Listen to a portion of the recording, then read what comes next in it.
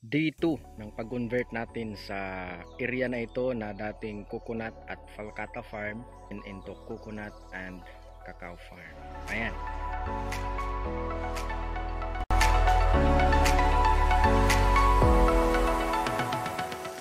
Ilang cacao na po yung ating natanim since yesterday. Bibilangin po natin ngayon upang magkaroon po kayo ng idea sa progress natin sa pag-convert ng area na ito into a cacao farm. This is Jafit Tabali po, aka Cacao Prince, and today i-tour ko po kayo sa ating progress ngayon kung ilan ang ating natanim. Kahapon po hindi po tayo nakapagtanim ng marami kasi inabutan na po tayo ng dilim dahil nag-weeding pa tayo at nag-staking bago nagtanim at nalubat din yung cellphone natin. Pero kahapon po nakapagtanim po tayo ng additional 8 no? Kahapon po 8 na seedlings yung natanim natin plus today. So kung isasama ngayon I think aabot na ito ng 20 plus. Ayan. So half day lang tayo nag-farm. Kahapon half day, ngayon half day. So everyday half day tatanim tayo ng 10 to 20 seedlings. Bakit half day? Kasi other half po ng araw is nagpa-process po kami ng products ng cacao tulad ng tableya at nibs. So ganyan lang, ang importante consistent. So everyday kapag nakapagtanim tayo ng 10 or 20 kahit half day lang sa isang taon or kahit 100 days sa isang taon, as I said yesterday, hindi kailangan na magsimula ng napakarami. Kahit paunti-unti lang, ang importante tuloy-tuloy. At the same time, hindi rin masyadong, kung meron mang failure, hindi gaano kalaki yung damage kasi every day or every time nagtatanim tayo, kung may mapansin tayo ng mga mali, makukorek natin agad. Ayan. So bilangin po natin kung ilan na yung mga natanim natin. Ayan. Alright. 1, 2, tapos 3, 4, 5, 6. Ayan, kung mapapansin nyo po, yung mga nakalagay na buko, yan po yung mulching nya para tulad nito mainit na spot, hindi po siya gaanong ma-dehydrate sa init ng araw. Ayan. Hindi na rin tayo naglagay ng cover or yung kanyang frond kasi meron namang katabi na niyog. Ngayon lang ito nainitan talaga ng todo. Pero later on pag naalis na itong mga ibang damo dito and mas titindi yung init, lalagay tayo ng cover. Pero as of now di pa naman masyadong kailangan. Alright, sige, 6, 7, 8, 9, 10. Ayan, dito hindi pa tayo nakapaglagay ng mulching dito. Yung ginamit natin is yung ano lang, bunot. Ayan, yung balat ng bunga ng niyog. Itong kagandahan kapag meron tayong mga niyog kasi libre na yung mulching natin. Ayan, so, pero mamaya lagyan natin ito ng mga mulching. 10, 11, 12, 13. Dito hindi tayo naglagay kasi may niyog. Huwag masyadong idikit sa niyog, mga 3 to 4 meters. 13, 14, 15,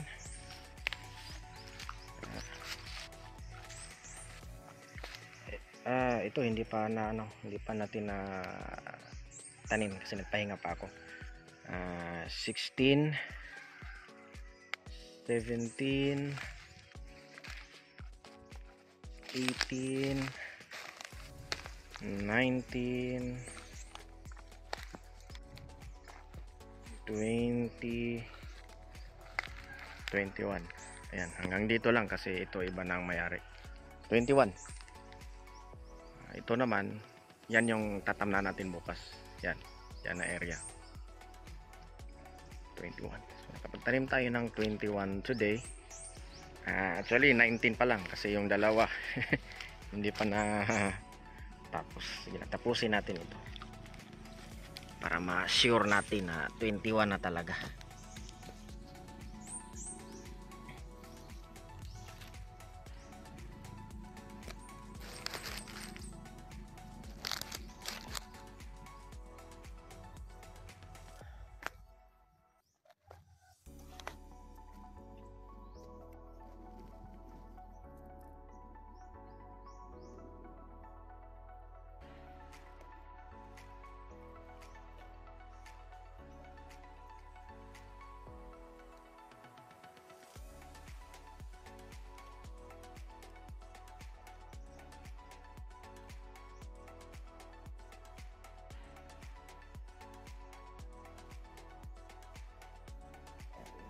Yan na yung lagay na yung seedling natin. Lagay tayo ng mga organic matter. Ayan, dahil meron ng mga balat ng niyog. Balat ng niyog yung ilalagay natin. Yan yung kagandahan kapag intercrop. Kasi available na yung mga resources sa paligid. Lagay natin yung topsoil. Ayan. So, unang ilalagay yung topsoil. Pinakaibabaw na yung subsoil. So pagtanim niya babaliktad na yung yung lupa na hinukay natin. Tapos yung lalim ng hole is 1 square foot. 1 feet yung lapad, 1 feet din yung lalim. Tapakan ng kaunti lang din naman masyado malakas. Tapos para hindi madaling matumba, talian din natin yung kakao. Ito yung dahilan kung bakit naka-planting sa pagkatanim ng kaunti, para dumikit siya sa stick para mabilis lang na matalian habang hindi pa masyadong naka-establish yung seedling. Yung tali naman, wala ito damo. Later on pusa lang ito na matatanggal. Establish na yung seedling, kaya hindi na niya kakailanganin soon.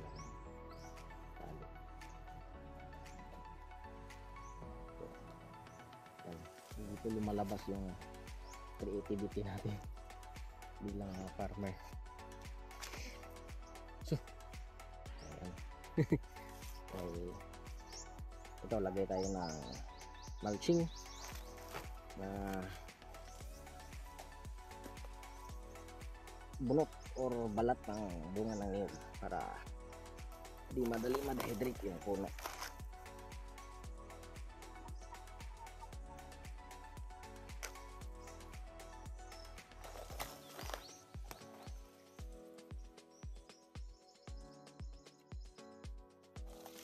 Ayan, ito na yung pang 20 na. Punta tayo sa pang 21.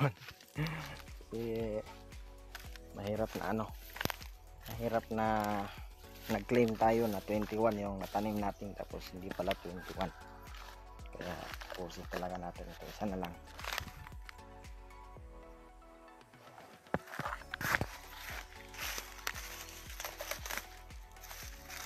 Pasensya na po kayo, naiwan ko kasi yung stand ng camera ko doon,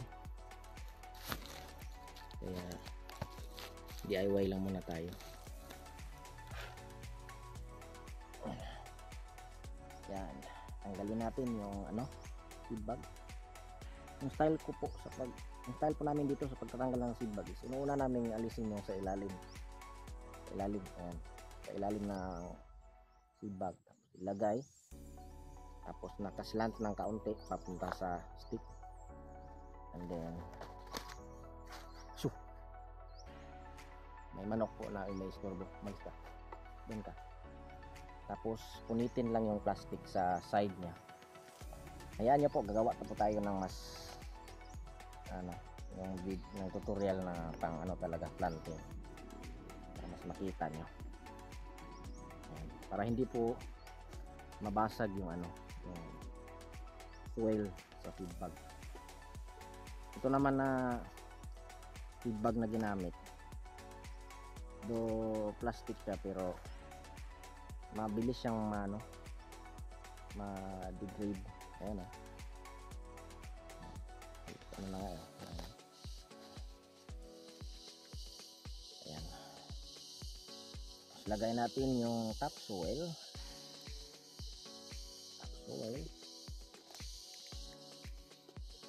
Pag naghuhukay po kayo, maaari nyo pong ihiwalay habang naghuhukay yung topsoil at saka subsoil para mabilis na lang. Kasi unahin po yung topsoil pag gano'n, pag tabon ang hukay, tapos subsoil.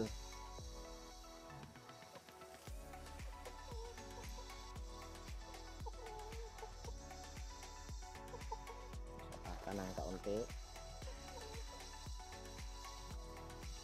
tapos lagay tayo ng mulching. Yan, bunot ka rin.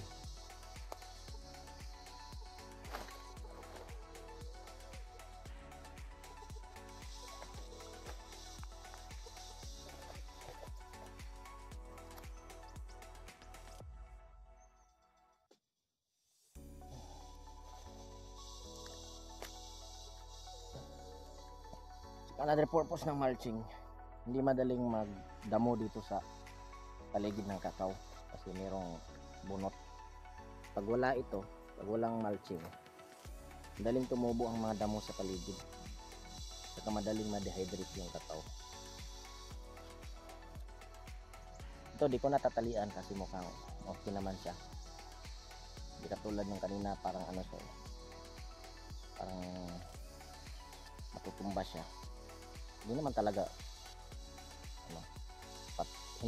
matutumba pero masyado kasi siyang mataas yung seedling, kaya ito medyo mababa lang siya. Yung kanina hakbot siya dito kaya prone siya sa pagkatumba, kaya natin tinalian. Ito hindi naman siya masyadong prone na matumba.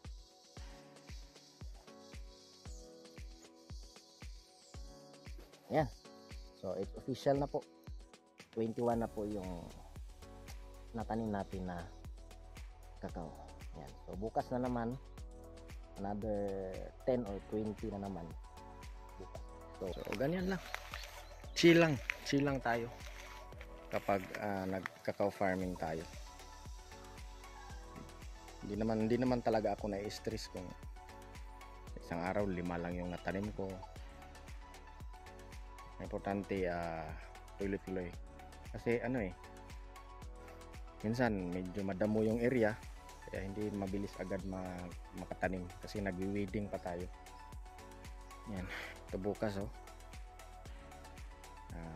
bukas mag-weeding na naman ulit tayo, tapos mag-sticking and tanim na naman ulit. Ayan, so hanggang matapos ito. This area is around around mga half hectare siguro ito, pero hindi kasama itong sa kabila. Ito lang na straight. Kapag kasama itong sa kabila, baka umabot ito ng 1.5 hectare. Tapos yan yung stick na ginamit natin pang measure ng distance. This is 3 meters. Tapos yung rope na ginamit natin, ordinary lang, ordinary straw lang, hindi naman kailangan talaga mamahalin na rope. Kasi bukas alisin na itong rope, or may alisin ko to, ilipat na naman sa kabilang line. Yan. Saka meron tayong dito, tubig. Hindi naman problema sa amin dito yung patubig. kasi may ilog doon sa unahan, maliit na ilog, tsaka mayroon pang hose ng tubig. Ayan.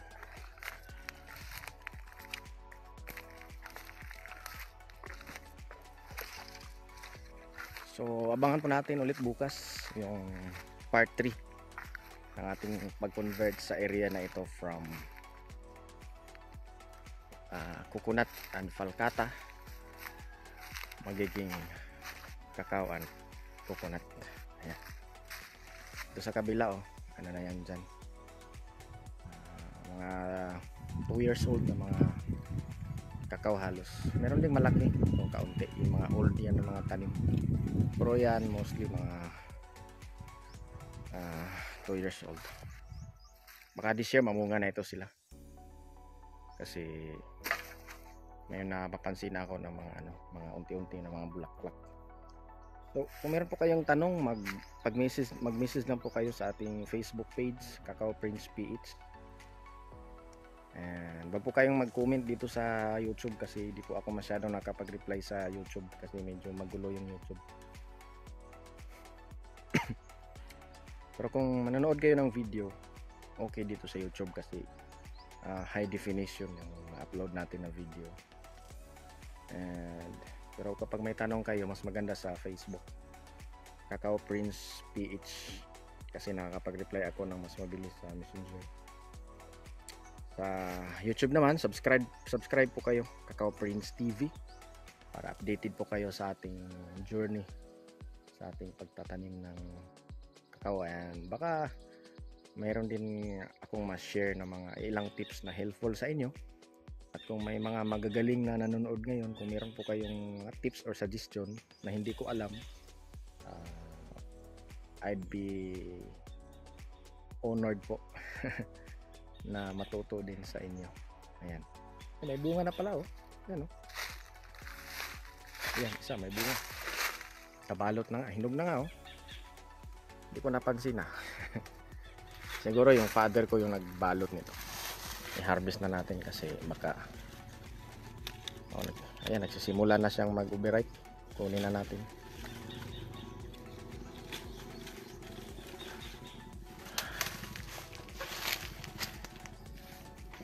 By the way po, kung gusto nyo pong matikman yung ating 100% pure cacao tablea dark chocolates, maaari po kayong mag-order sa ating Facebook page, Cacao Prince PH. Mag-message lang po kayo doon, i-type nyo lang I want to order tablea. Ayan.